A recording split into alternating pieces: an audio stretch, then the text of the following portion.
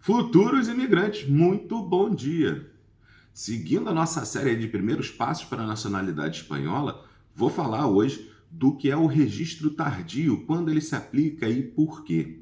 Bom, o registro tardio ele é um instrumento que ele é usado quase que no dia a dia, apesar de ser incomum para a maioria das pessoas e também em vigência da Lei de Memória Democrática, também se torna desnecessário, porque existe a possibilidade de você contornar isso dentro do próprio processo de Lei de Memória Democrática.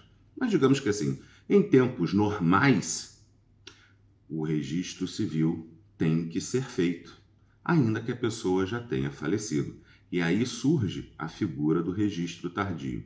Bom, por lei da Espanha, a pessoa que nasce, ela tem que ser registrada dentro de uma semana. Passou disso, você já tem uma obrigatoriedade de justificativa e a partir disso já é um registro tardio.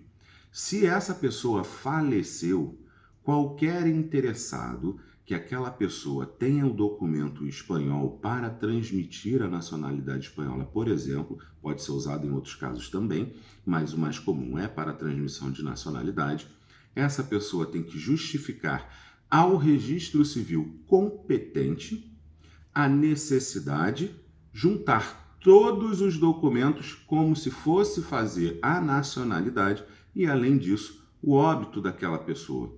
O que é importante deixar claro para vocês é que a Espanha sempre constrói o seu próprio registro civil. Ao contrário de países como Portugal e Itália, em que, por exemplo, se há um erro na grafia do nome que você tem que corrigir antes de iniciar o processo em si, a Espanha ela retoma do zero. Ela pura e simplesmente aproveita as comprovações do outro país e cria o registro civil dela. Então, nessa linha de pensamento, quando você fala em registro tardio, você tem que pegar e fazer todo o dossiê com os documentos para juntar como se aquela pessoa estivesse sentada ali na frente do notário pedindo a sua nacionalidade. Interessante de vocês saberem é que não há exatamente uma receita de bolo. É claro que existem artigos de lei que não mudam, isso não altera, mas a necessidade e a possibilidade de fazer o pedido, isso tem diferença de caso para caso, de pessoa para pessoa. Então, por exemplo, se hoje você estiver num consulado em que não aceita o trâmite direto de bisnetos, né, exige que você antes apresente a certidão do neto para depois um bisneto fazer, isso é uma justificativa cabível, mas tudo por petição direcionada ao chefe do registro civil local. Quem é o chefe do registro civil local competente? O cônsul do consulado onde a pessoa nasceu.